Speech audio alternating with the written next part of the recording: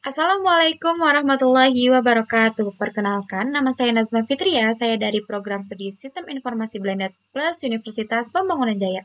Pada video kali ini, saya akan mempresentasikan hasil ujian tengah semester untuk mata kuliah Rekayasa Perangkat Lunak, yaitu Analisis dan Desain dalam Rekayasa Perangkat Lunak. Langsung saja kita ke videonya. Baik, ini merupakan hasil PPT yang sudah saya buat untuk ujian tengah semester mata kuliah Rekayasa Perangkat Lunak, yaitu Analisis dan Desain dalam Rekayasa Perangkat Lunak. Oke, pada presentasi kali ini saya akan menjelaskan agenda. Yang pertama itu ada introduction, yang kedua ada sistem requirement analysis, yang ketiga ada pendekatan SSAD, yang keempat ada pendekatan OAD, dan yang kelima itu ada perbandingan dari kedua pendekatan tersebut, yang keenam ada use case diagram, dan yang terakhir itu ada SDLC waterfall. Oke, ini adalah profil dari saya sendiri. Lanjut ke introduction. Nah, di dalam rekayasa perangkat lunak, keberhasilan sistem dimulai dari tahap analisis dan perancangan yang tepat nih. Sebelum membangun aplikasi, kita perlu memahami kebutuhan dari si pengguna dan cara kerja sistem itu bagaimana. Nah, pendekatan seperti SSAD dan OAD membantu kita memodelkan sistem secara terstruktur maupun berbasis objek. Dan disinilah pentingnya memahami analisis kebutuhan sistem sebelum memilih metode pengembangannya, yaitu seperti metode waterfall atau metode agile. Lanjut, kita ke penjelasan sistem requirements analysis. Nah, langkah pertama dalam pengembangan sistem adalah analisis kebutuhan. Nah, di tahap ini pula kita mengidentifikasikan apa sih yang dibutuhkan pengguna dan bagaimana sistem akan memenuhi kebutuhan tersebut. Nah, analisis yang baik memastikan sistem sesuai tujuan dan efisien. Namun, jika tahap ini diabaikan, dampaknya bisa fatal.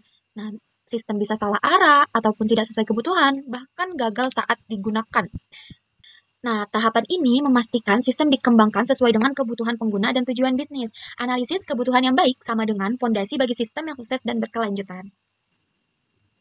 Baik, kita lanjut ke SSAD, yaitu Structured System Analysis and Design. Nah, pendekatan SSAD ini berfokus pada alur data dan proses yang berjalan di dalam sistem.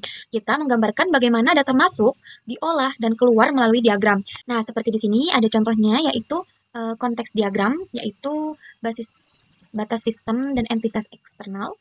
Terus ada data flow diagram atau DFD, yaitu aliran data antar proses. Dan yang terakhir ada entity relationship diagram atau ARD, yaitu relasi memetakan relasi antar entitas.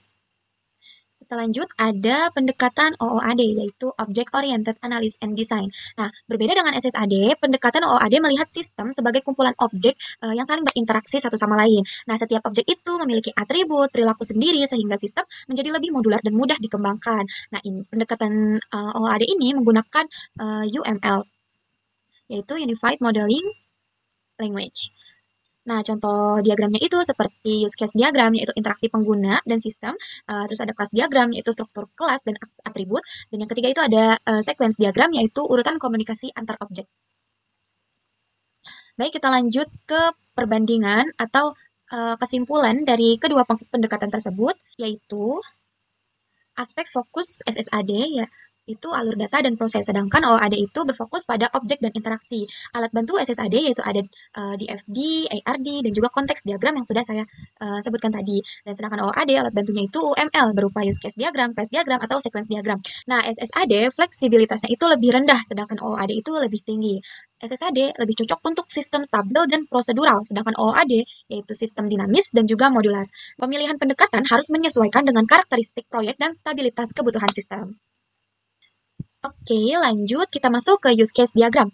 Nah, diagram ini membantu menggambarkan hubungan antara pengguna dan juga sistem secara visual. Nah, melalui use case, kita bisa memahami fungsi utama sistem dari sudut pandang pengguna, sekaligus memperjelas batas serta interaksi yang terjadi. Nah, selain itu, diagram ini juga mempermudah komunikasi antara pengembang dan juga stakeholder sebelum sistem dibangun. Nah, use case juga membantu tim memahami batas dan fungsionalitas sistem secara jelas. Terakhir, kita akan bahas relevansi metode SDLC waterfall. Nah, kira-kira relevan nggak sih, relevan atau tidak metode SDLC waterfall ini untuk sistem yang belum matang?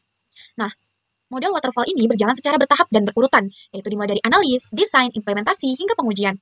Nah, metode ini cocok untuk proyek dengan kebutuhan yang sudah stabil dan proses bisnis yang jelas. Namun, untuk sistem dengan proses bisnis yang belum matang, waterfall memiliki keterbatasan, yaitu sulit beradaptasi dengan perubahan kebutuhan di tengah proses, revisi di tahap akhir menyebabkan biaya dan waktu meningkat, dan membutuhkan kebutuhan yang sudah pasti sejak awal. Nah, jadi jika bisnis prosesnya belum matang atau masih sering berubah, waterfall menjadi kurang fleksibel karena sulit menyesuaikan di tengah jalan. Kesimpulannya, metode waterfall kurang relevan untuk aplikasi dengan proses bisnis yang belum matang, karena model ini tidak fleksibel terhadap perubahan dan memerlukan kejelasan kebutuhan sejak awal. Jadi, dalam kondisi seperti itu, metode yang lebih adaptif seperti agile akan lebih sesuai. Oke, kesimpulannya yaitu analisis kebutuhan sistem menjadi fondasi utama dalam rekayasa perangkat lunak. Pendekatan SSAD cocok untuk sistem lebih stabil dan juga terstruktur. Nah, pendekatan OAD lebih fleksibel untuk sistem dinamis. Use case diagram membantu memahami interaksi pengguna dan sistem secara visual. Metode waterfall relevan hanya jika proses bisnis sudah matang dan kebutuhan jelas. Sebagai penutup, kita dapat simpulkan bahwa keberhasilan sistem berawal dari analisis kebutuhan yang tepat. Pendekatan SSAD dan OAD punya keunggulan masing-masing tergantung stabilitas sistemnya. Use case diagram membantu memperjelas fungsi sistem dan metode waterfall hanya efektif jika kebutuhan sudah matang. Jadi, kuncinya ada pada keseimbangan antara analisis, permodelan, dan metode pengembangan. Keberhasilan pengembangan perangkat lunak tergantung pada pemilihan pendekatan analisis dan metode yang sesuai dengan kondisi sistem. Tanpa analisis kebutuhan yang kuat, bahkan metode terbaik pun tidak akan menghasilkan sistem yang efektif dan berkelanjutan. Terima kasih. Nah, itu dia tadi presentasi hasil ujian tengah semester untuk mata kuliah rekayasa perangkat lunak dari saya. Kurang lebihnya mohon maaf. Wassalamualaikum warahmatullahi wabarakatuh. Thank you for watching. Bye.